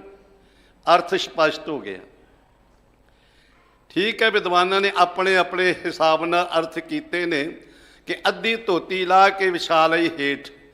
ਦਰਅਸਲ ਉਹ ਪੰਡਿਤ ਸਮਝਦਾ ਹੈ ਕਿ ਵਿਦਵਾਨਾਂ ਦੇ ਕੋਲੋਂ ਦਾਨ ਲੈਣਾ, ਵਿਦਵਾਨ ਮੈਨੂੰ ਦਾਨ ਦੇਣ ਤੇ ਤਾਂ ਹੀ ਮੈਂ ਉਹਨਾਂ ਨੂੰ ਸਵਰਗਾਂ ਦਾ ਰਸਤਾ ਦਿਖਾ ਸਕਦਾ।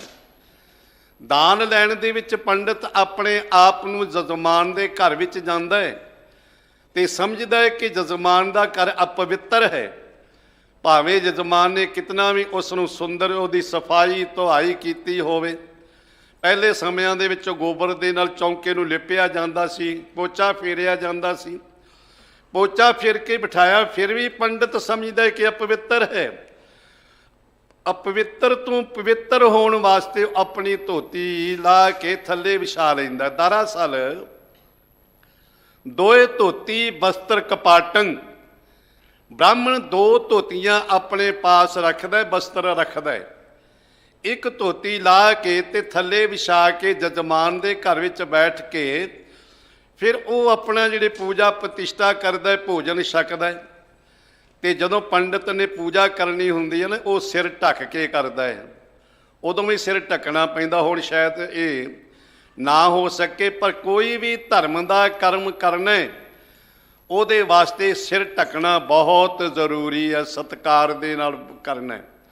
ਇਸਲਾਮ ਦੇ ਵਿੱਚ ਚਲੇ ਜਾਓ, ਉਹਨਾਂ ਦੇ ਵੀ ਸਿਰ ਦੇ ਉੱਤੇ ਭਾਵੇਂ ਕੁੱਲਾ ਬਣਾ ਕੇ ਪੱਗ ਰੱਖੀ ਹੁੰਦੀ, ਉਹ ਵੀ ਰੱਖਦੇ ਨੇ, ਕਿਉਂਕਿ ਸਤਿਗੁਰਾਂ ਨੇ ਤੇ ਸਾਡੇ ਤੇ ਬਖਸ਼ਿਸ਼ ਹੀ ਬਹੁਤ ਵੱਡੀ ਕਰ ਦਿੱਤੀ। ਸਾਨੂੰ ਤੇ ਸਤਿਗੁਰਾਂ ਨੇ ਦਸਤਾਰ ਸਿਰਾ ਬਖਸ਼ਿਸ਼ ਕਰ ਦਿੱਤਾ ਹੈ। ਦਸਤਾਰ, ਰਫਤਾਰ ਤੇ ਰਫਤਾਰ, ਇਹ ਤਿੰਨ ਬਖਸ਼ਿਸ਼ ਕੀਤੀਆਂ ਸਤਿਗੁਰੂ ਪਾਤਸ਼ਾਹ ਜੀ ਨੇ ਸਾਡੇ ਉੱਤੇ।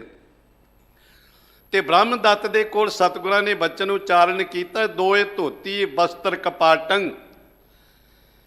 ਇਹ ਦੋ ਧੋਤੀਆਂ ਬ੍ਰਾਹਮਣ ਰੱਖਦਾ ਹੈ ਆਪਣੇ ਪਾਸ, ਜਜਮਾਨ ਦੇ ਘਰ ਵਿੱਚ ਜਾਂਦਾ ਹੈ ਇੱਕ ਧੋਤੀ ਲਾ ਕੇ ਆਪਣੇ ਥੱਲੇ ਵਿਛਾ ਲੈਂਦਾ ਹੈ ਚੌਂਕੇ ਦੇ ਵਿੱਚ, ਤੇ ਫਿਰ ਉਸ ਚੌਂਕੇ ਦੇ ਉੱਤੇ ਜਾ ਕੇ ਜਜਮਾਨ ਦੇ ਘਰ ਵਿੱਚ ਉਹ ਭੋਜਨ ਛਕਦਾ ਹੈ, ਪ੍ਰਸ਼ਾਦਾ ਛਕਦਾ ਹੈ, ਲੰਗਰ ਛਕਦਾ ਕਹਿ ਲਓ।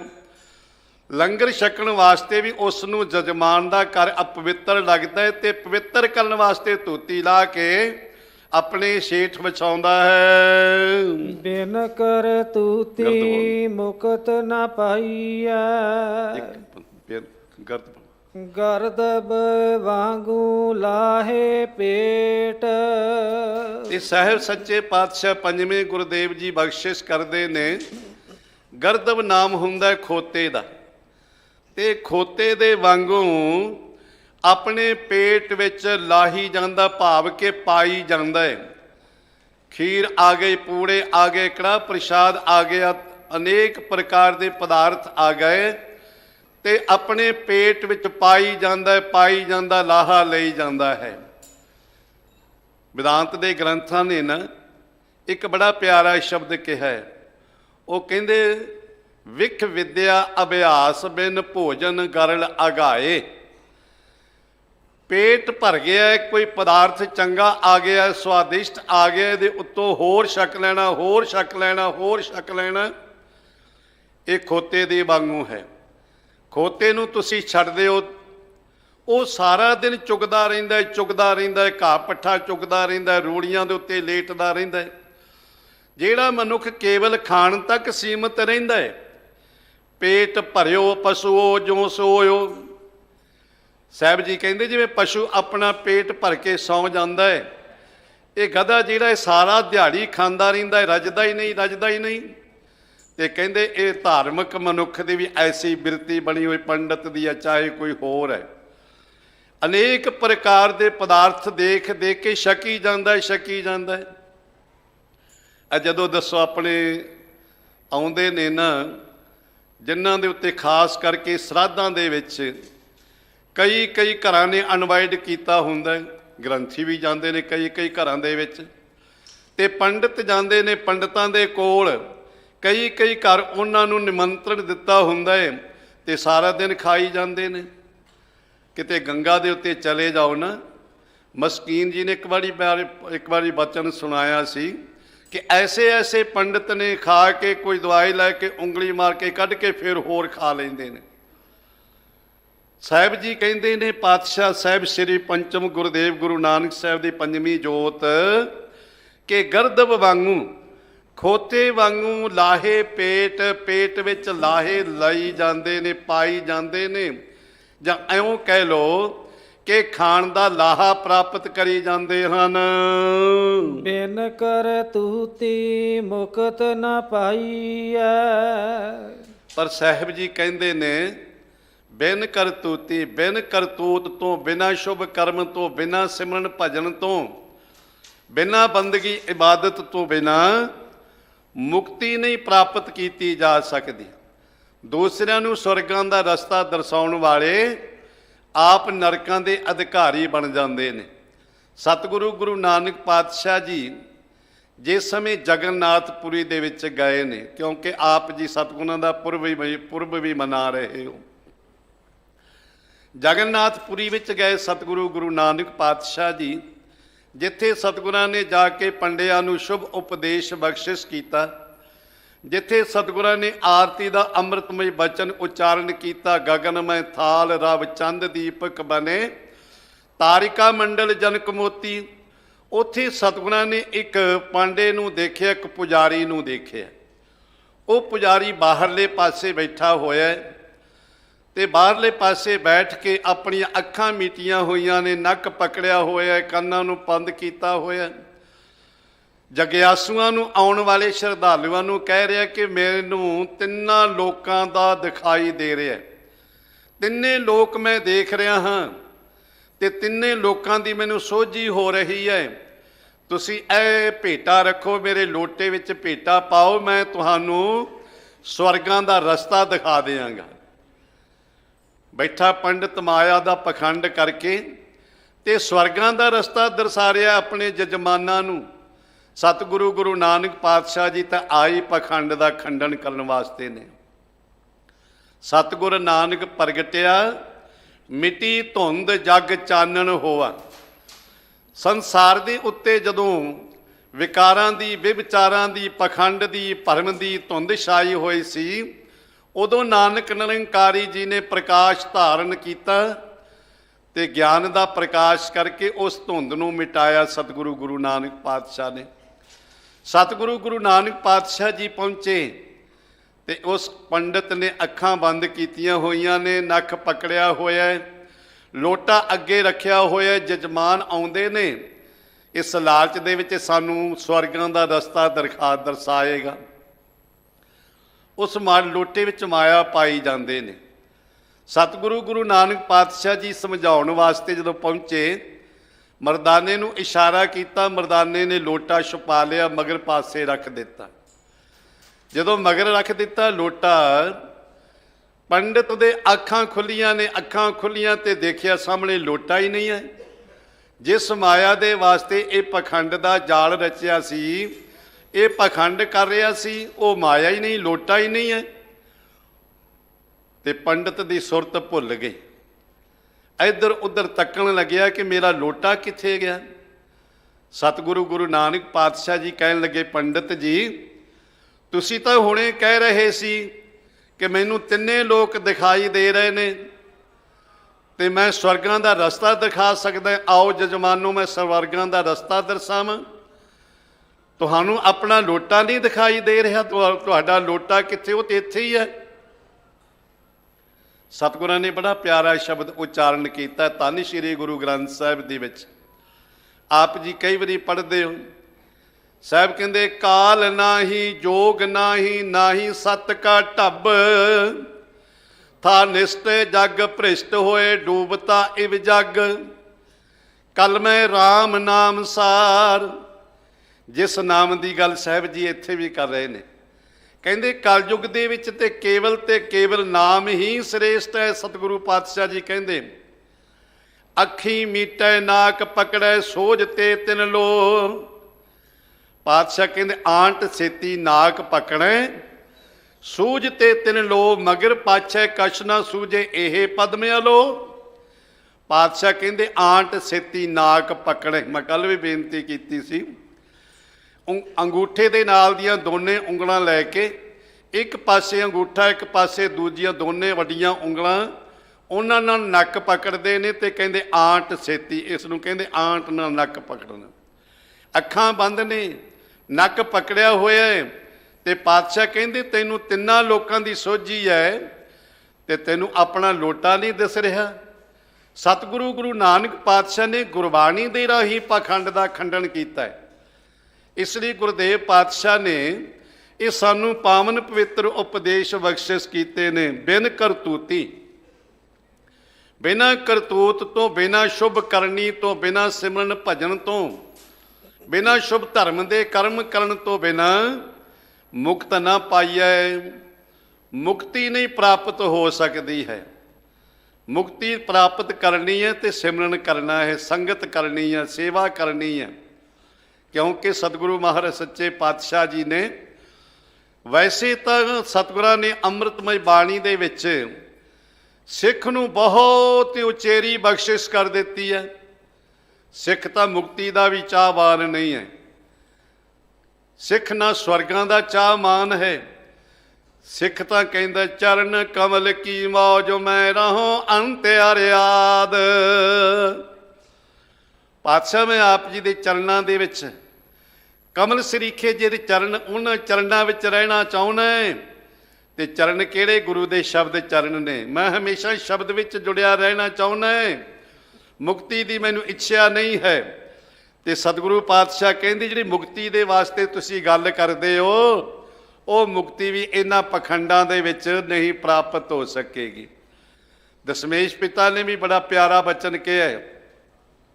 ਸਾਹਿਬ ਕਹਿੰਦੇ ਡਿੰਬਨ ਮੈਂ ਪਰਮੇਸ਼ਰ ਨਾਹੀ। ਪਾਖੰਡ ਦੇ ਵਿੱਚ ਪਰਮੇਸ਼ਰ ਨਹੀਂ ਹੈ। ਪਾਖੰਡ ਕੋਈ ਵੀ ਧਰਮ ਦਾ ਪੁਰਸ਼ ਕਰੇ, ਕਿਸੇ ਵੀ ਪੁਰਸ਼ ਨੇ ਧਰਮ ਦਾ ਕਰਮ ਕਰਦਿਆਂ ਪਾਖੰਡ ਕੀਤਾ ਹੈ ਤੇ ਸਤਿਗੁਰੂ ਪਾਤਸ਼ਾਹ ਕਹਿੰਦੇ ਉਹਦੇ ਵਿੱਚ ਮੁਕਤੀ ਨਹੀਂ ਹੈ। ਪਾਖੰਡ ਦੇ ਵਿੱਚ ਪਰਮੇਸ਼ਰ ਨਹੀਂ ਹੈ।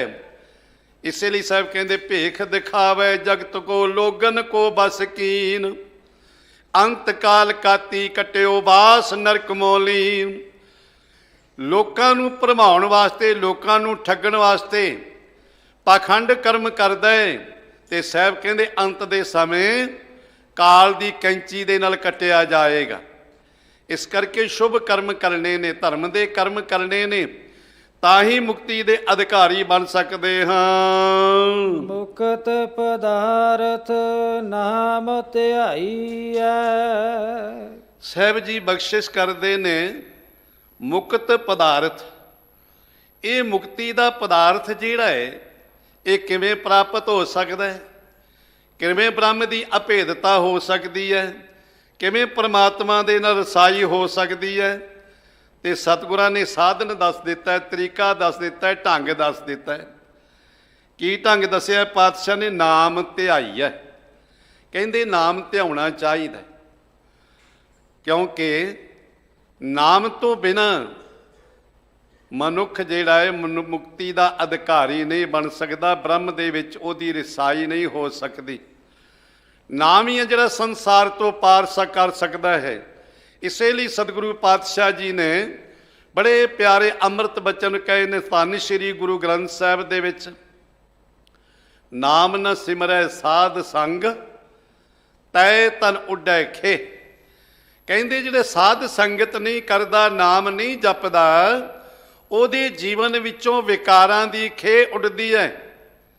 ਇਸ ਲਈ ਪਾਤਸ਼ਾਹ ਜਿਸ ਨਾਮ ਹਿਰਦੇ ਸੋਈ ਵਡ ਰਾਜਾ, ਜਿਸ ਨਾਮ ਹਿਰਦੇ ਤਿਸ ਪੂਰੇ ਕਾਜਾ। ਜਿਹਦੇ ਹਿਰਦੇ ਵਿੱਚ ਨਾਮ, ਉਹਦੇ ਸਾਰੇ ਕਾਰਜ ਪੂਰੇ ਹੋ ਜਾਂਦੇ ਨੇ, ਲੋਕ ਤੇ ਪ੍ਰਲੋਕ ਦੇ ਕਾਰਜ ਸੌਰ ਜਾਂਦੇ ਨੇ। ਤੇ ਜਿਹੜੇ ਇਸ ਦੇ ਪਾਲੇ ਨਾਮ ਹੈ ਨਾ, ਉਹੀ ਸਾਰਿਆਂ ਤੋਂ ਵੱਡਾ ਰਾਜਾ ਹੈ, ਉਹੀ ਅਮੀਰ ਬਾਦਸ਼ਾਹ ਹੈ। ਜਿਨ ਕੇ ਪੱਲੇ ਧਨ ਵਸੇ ਤਿਨ ਕਾ ਨਾਉ ਫਕੀਰ, ਜਿਨ ਕੈ ਹਿਰਦੇ ਤੂੰ ਵਸੈ ਤੇ ਨਰ ਗੁਣੀ ਗਹੀਰ। ਮੇਰੇ ਮਾਲਕ ਜੀ ਦੇ ਹਿਰਦੇ ਵਿੱਚ ਤੂੰ ਵਸ ਜਾਂਦਾ ਹੈ ਨਾ, ਉਹ ਗੁਣਾਂ ਦਾ ਮੁਜੱਸਮਾ ਬਣ ਜਾਂਦਾ ਹੈ, ਗੁਣਾਂ ਦਾ ਸਮੁੰਦਰ ਬਣ ਜਾਂਦਾ ਹੈ, ਗੁਣਾਂ ਦਾ ਗਹੀਰਾ ਬਣ ਜਾਂਦਾ ਹੈ। ਤੇ ਜਿਹਦੇ ਕੋਲ ਧਨ ਹੈ, ਅੱਜ ਧਨ ਹੈ ਕੱਲ ਨੂੰ ਧਨ ਨਹੀਂ ਹੋ ਸਕੇਗਾ, ਅੱਜ ਕੰਗਾਲ ਹੈ ਕੱਲ ਨੂੰ ਅਮੀਰ ਹੋ ਸਕਦਾ ਹੈ, ਕਿਉਂਕਿ ਮਾਇਆ ਅਨਰਵਚਨੀ ਹੈ, ਸਤ ਅਸਤ ਉਵੈ ਹੈ। ਮਾਇਆ ਅਨਰਵਚਨੀ ਹੈ, ਇਹ ਬਦਲਣ ਵਾਲੀ ਹੈ।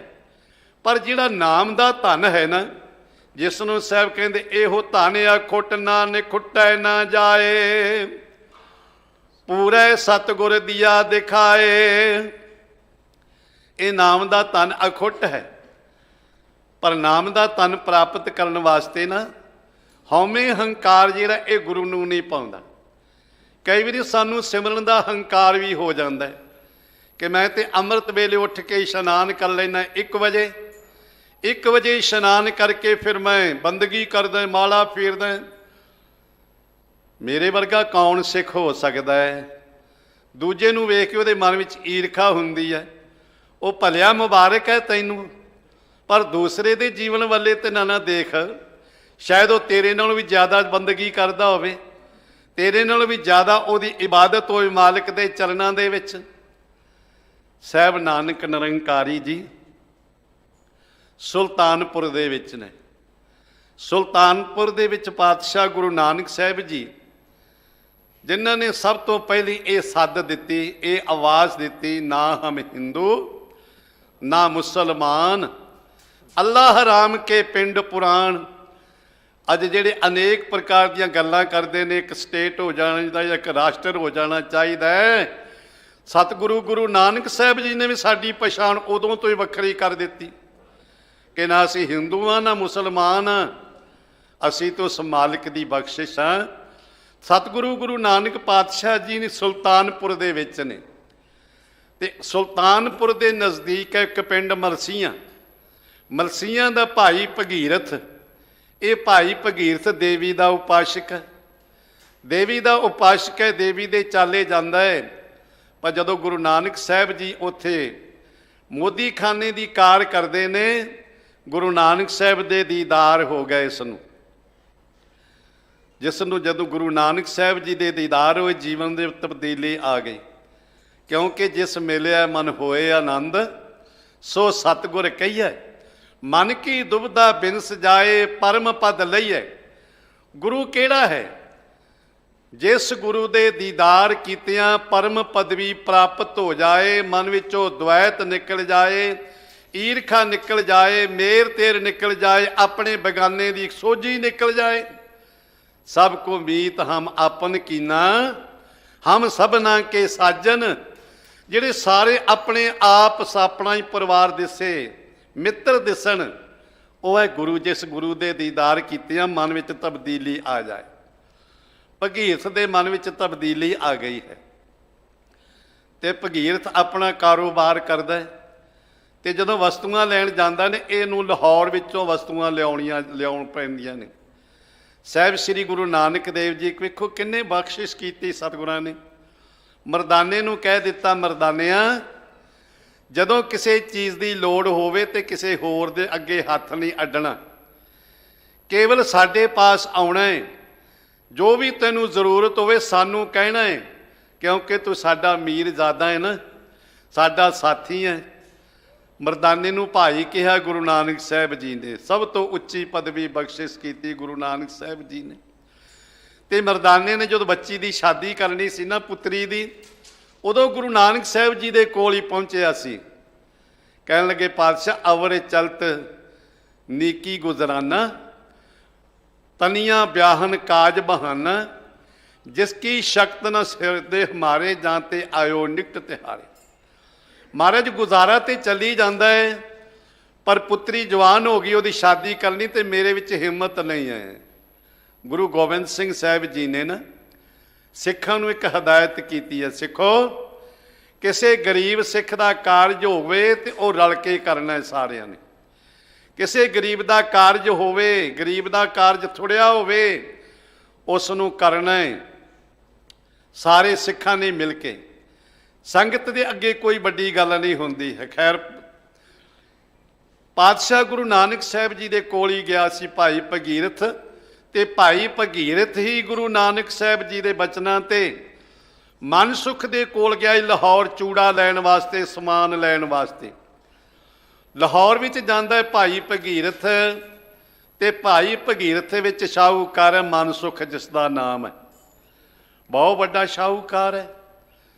ਉਸ ਦੇ ਕੋਲ ਜਾਂਦਾ ਹੈ ਤੇ ਭਾਈ ਭਗੀਰਥ ਨੂੰ ਦੇਖ ਕੇ ਮਨਸੁਖ ਕਹਿਣ ਲੱਗਿਆ, ਭਗੀਰਥ ਭਈ ਆਉਂਦਾ ਤੇ ਤੂੰ ਬਹੁਤ ਸਮੇਂ ਤੋਂ ਹੈ ਮੇਰੇ ਪਾਸ, ਪਰ ਤੇਰੇ ਜੀਵਨ ਵਿੱਚ ਬੜੀ ਤਬਦੀਲੀ ਆ ਗਈ ਹੈ। ਤੇਰੇ ਬੋਲਣ ਵਿੱਚ, ਤੇਰੇ ਬਹਿਣ ਵਿੱਚ, ਤੇਰੇ ਖਲੋਣ ਵਿੱਚ, ਤੇਰੇ ਚੱਲਣ ਵਿੱਚ ਇਹ ਨਿਸ਼ਾਨੀਆਂ ਨੇ ਜਿਸ ਤੇ ਗੁਰੂ ਦੀ ਬਖਸ਼ਿਸ਼ ਹੋ ਜਾਏ। ਕੀ ਕਾਰਨ ਤੇਰੇ ਜੀਵਨ ਵਿੱਚ ਤਬਦੀਲੀ ਬੜੀ ਆ ਗਈ? ਕਹਿਣ ਲੱਗਿਆ, ਮੈਨੂੰ ਪੂਰਾ ਗੁਰੂ ਮਿਲ ਗਿਆ, ਹੁਣ ਪੂਰੇ ਗੁਰੂ ਦੇ ਦਰਸ਼ਨ ਕਰਕੇ ਮੇਰਾ ਜੀਵਨ ਤਬਦੀਲ ਹੋ ਗਿਆ। ਤੇ ਕਹਿਣ ਲੱਗੇ, ਐਸਾ ਕਿਹੜਾ ਤੇਰਾ ਪੂਰਾ ਗੁਰੂ ਹੈ? ਕਹਿੰਦਾ, ਮੇਰਾ ਪੂਰਾ ਗੁਰੂ ਨਾਨਕ ਨਿਰੰਕਾਰ ਜੀ ਹੈ। ਗੁਰੂ ਨਾਨਕ ਸਾਹਿਬ ਜੀ ਮੇਰੇ ਪੂਰੇ ਗੁਰੂ ਨੇ।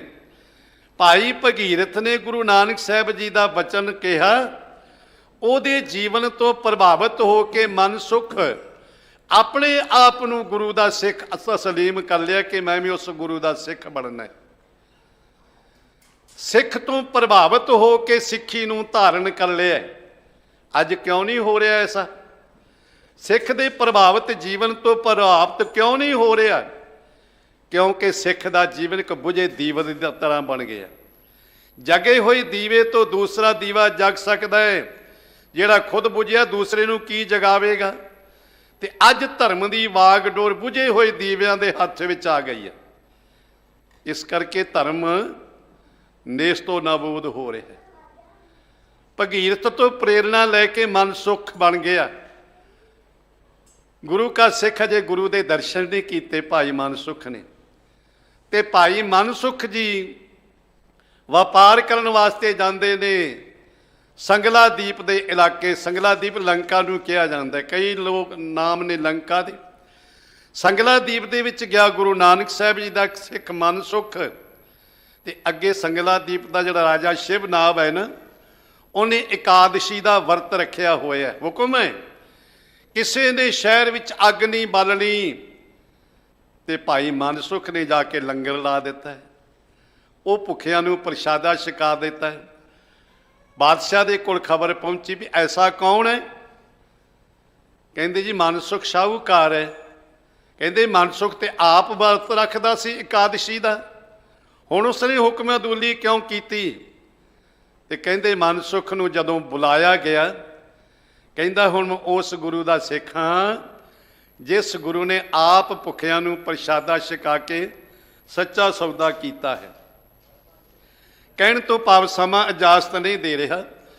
ਮਨਸੁਖ ਤੋਂ ਪ੍ਰਭਾਵਿਤ ਹੋਇਆ ਸ਼ਿਵਨਾਭ ਰਾਜਾ, ਤੇ ਸ਼ਿਵਨਾਭ ਰਾਜੇ ਨੇ ਗੁਰੂ ਨਾਨਕ ਸਾਹਿਬ ਜੀ ਦੇ ਦੀਦਾਰ ਕਰਨ ਵਾਸਤੇ ਮਨ ਵਿੱਚ ਇਹ ਸੰਕਲਪ ਬਣਾ ਲਿਆ ਕਿ ਗੁਰੂ ਨਾਨਕ ਸਾਹਿਬ ਦੇ ਦੀਦਾਰ ਕਰਨੇ ਨੇ, ਤੇ ਪਖੰਡ ਬਹੁਤ ਹੁੰਦਾ। ਜਦੋਂ ਪਤਾ ਲੱਗਿਆ ਕਿ ਰਾਜਾ ਜੀ ਗੁਰੂ ਨਾਨਕ ਸਾਹਿਬ ਜੀ ਦੇ ਪੁਜਾਰੀ ਨੇ, ਝੂਠੇ ਨਾਨਕ ਬਣ ਕੇ ਬਹੁਤ ਪਹੁੰਚਣੇ ਲੱਗ ਪਏ, ਪਰ ਪਰਖ ਦੇ ਵਿੱਚ ਸਾਰੇ ਫੇਲ ਹੋ ਗਏ। ਸਤਿਗੁਰੂ ਗੁਰੂ ਨਾਨਕ ਸਾਹਿਬ ਜੀ ਜਦੋਂ ਪਹੁੰਚੇ ਨਾ, ਮਹਾਕਵੀ ਸੰਤੋਖ ਸਿੰਘ ਜੀ ਕਹਿੰਦੇ ਬਾਗ ਹਰਿਆ ਹੋ ਗਿਆ। ਕੀਰਤਨ ਸ਼ੁਰੂ ਕੀਤਾ ਮਰਦਾਨੇ ਨੇ, ਪਰਖ ਕੀਤੀ ਰਾਜੇ ਸ਼ਿਵਨਾਭ ਨੇ, ਤੇ ਸਤਿਗੁਰੂ ਗੁਰੂ ਨਾਨਕ ਸਾਹਿਬ ਜੀ ਜਿਹੜੀਆਂ ਬੱਚੀਆਂ ਆਈਆਂ ਸੀ ਨਾ, ਕਹਿਣ ਲੱਗੇ ਗਾਛੋ ਪੁੱਤਰੀ ਰਾਜ ਕੁਵਾਰ ਨਾਮ ਭਣੋ ਸੱਚ ਦੌਤ ਸਵਾਰ। ਪੁੱਤਰੀਓ ਪਰਮਾਤਮਾ ਦਾ ਨਾਮ ਜਪੋ। ਗੁਰੂ ਨਾਨਕ ਸਾਹਿਬ ਜੀ ਦੇ ਨਾਮ ਦਾ ਉਪਦੇਸ਼ ਬਖਸ਼ਿਸ਼ ਕੀਤਾ ਹੈ ਰਾਜੇ ਸ਼ਿਵਨਾਭ ਨੂੰ। ਰਹਾਉ ਪੂਜਾ ਤਿਲਕ ਕਰਤ ਇਸ਼ਨਾਨਾ। ਵਿਸਰਾਮ ਦੇ ਕੇ ਬਖਸ਼ਿਸ਼ ਕਰਦੇ ਨੇ। ਪੰਡਿਤ ਪੂਜਾ ਕਰਨ ਵਾਸਤੇ ਇਸ਼ਨਾਨ ਕਰਦਾ ਹੈ, ਸਰੀਰ ਤੇ ਤਿਲਕ ਲਾਉਂਦਾ ਹੈ। ਕਈ ਤਾਂ 12 ਤਿਲਕ ਲਾ ਲੈਂਦੇ ਨੇ। ਛੁਰੀ ਕਾਢ ਲਿਵੈ ਹੱਥ ਦਾਨਾ। ਤੇ ਛੁਰੀ ਕਾਢ ਕੇ, ਛੁਰੀ ਕੱਢਣ ਤੋਂ ਭਾਵੇਂ ਧਮਕਾ ਕੇ, ਡਰਾ ਕੇ ਕਿ ਜੇ ਤੁਸੀਂ ਦਾਨ ਨਾ ਦਿੱਤਾ ਤੁਹਾਨੂੰ ਨਰਕਾਂ ਵਿੱਚ ਭੇਜਾਂਗਾ, ਤੁਹਾਡਾ ਇਹ ਹੋਵੇਗਾ ਉਹ ਹੋਵੇਗਾ। ਡਰਾ ਧਮਕਾ ਕੇ ਜਜਮਾਨਾਂ ਦੇ ਪਾਸੋਂ ਦਾਨ ਲੈਂਦਾ ਹੈ। ਵੇਦ ਪੜੈ ਮੁਖ ਮੀਠੀ ਬਾਣੀ। ਮੁਖੋਂ ਬਹੁਤ ਸੁਰੀਲੀ ਸੁਰ ਦੇ ਵਿੱਚ ਵੇਦਾਂ ਦੀ ਬਾਣੀ ਪੜ੍ਹਦਾ ਹੈ। ਜੀਆਂ ਕੋ ਹੱਥ ਨਾ ਸੰਗੈ ਪੁਰਾਣੀ। ਪਰ ਜੀਆਂ ਨੂੰ ਕੋਹਦਿਆਂ, ਜੀਆਂ ਨੂੰ ਲੁੱਟਦਿਆਂ, ਜੀਆਂ ਨੂੰ ਮਾਰਦਿਆਂ, ਭਾਵ ਕਿ ਉਹਨਾਂ ਦੀ ਪੂੰਜੀ ਵੀ ਹੜੱਪ ਕਰ ਲੈਣੀ, ਇਸ ਤੋਂ ਸੰਗ ਨਹੀਂ ਮੰਨਦਾ ਹੈ। ਕਹੋ ਨਾਨਕ ਜਿਸ ਕਿਰਪਾ ਧਾਰੈ। ਔਰ ਸਾਹਿਬ ਜੀ ਕਹਿੰਦੇ ਹੈ ਨਾਨਕ ਜਿਸ ਤੇ ਉਹ ਮਾਲਕ ਪ੍ਰਭੂ ਸੱਚੇ ਪਾਤਸ਼ਾਹ ਕਿਰਪਾ ਕਰਨ। ਹਿਰਦਾ ਸ਼ੁੱਧ ਬ੍ਰਹਮ ਵਿਚਾਰੈ। ਉਹਦਾ ਹੀ ਹਿਰਦਾ ਸ਼ੁੱਧ ਹੋ ਸਕਦਾ ਹੈ, ਉਹੀ ਬ੍ਰਹਮ ਦੀ ਵਿਚਾਰ ਕਰ ਸਕਦਾ ਹੈ, ਜਿਹਦੇ ਤੇ ਸਤਿਗੁਰੂ ਗੁਰੂ ਨਾਨਕ ਪਾਤਸ਼ਾਹ ਜੀ ਰਹਿਮਤ ਕਰ ਦੇਵੇ, ਪਰਮੇਸ਼ਰ ਦੀ ਰਹਿਮਤ ਹੋ ਜਾਏ। ਸਾਹਿਬ ਸ੍ਰੀ ਗੁਰੂ ਨਾਨਕ ਪਾਤਸ਼ਾਹ ਨਿਰੰਕਾਰੀ ਜੀ ਕਿਰਪਾ ਕਰਨ, ਜੀਵਨ ਵਿੱਚ ਪਾਖੰਡ ਨਹੀਂ ਆਉਣ ਦੇਣਾ। ਜੋ ਕਰਮ ਕਰਨਾ ਹੈ ਧਰਮ ਦਾ ਕਰਮ ਕਰਨਾ ਹੈ, ਨੇਕ ਨੀਅਤ ਦੇ ਨਾਲ ਕਰਨਾ ਹੈ, ਤਾਂ ਕਿ ਸਤਿਗੁਰਾਂ ਦੀ ਅਸੀਸ ਬਖਸ਼ਿਸ਼ ਹੋ ਜਾਏ। ਧੰਨਵਾਦ ਦਿੱਲੀ ਸੇ ਗੁਰਦੁਆਰਾ ਪ੍ਰਬੰਧਕ ਕਮੇਟੀ ਪ੍ਰਧਾਨ ਸਾਹਿਬ ਸਿੰਘ ਸਾਹਿਬ ਗਿਆਨੀ ਰਣਜੀਤ ਸਿੰਘ ਜੀ, ਗੁਰੂ ਕੀ ਸੰਗਤ ਕੋਟਾਨ ਕੋਟ। ਧੰਨਵਾਦ ਸਾਹਿਬ ਸ੍ਰੀ ਗੁਰੂ ਗ੍ਰੰਥ ਸਾਹਿਬ ਜੀ। ਆਪ ਆਪਣੀ ਸੇਵਾ ਲਈ ਹੋਈਆਂ ਭੁੱਲਾਂ ਨਾ ਚਿਤਾਰਦੇ ਹੋਏ ਪਿਆਰ ਵਿੱਚ ਭਿੱਜ ਕੇ ਬੁਲਾਓ ਜੀ। ਵਾਹਿਗੁਰੂ ਜੀ ਕਾ ਖਾਲਸਾ, ਵਾਹਿਗੁਰੂ ਜੀ ਕੀ ਫਤਿਹ। ਰਾਮ ਕਲੀ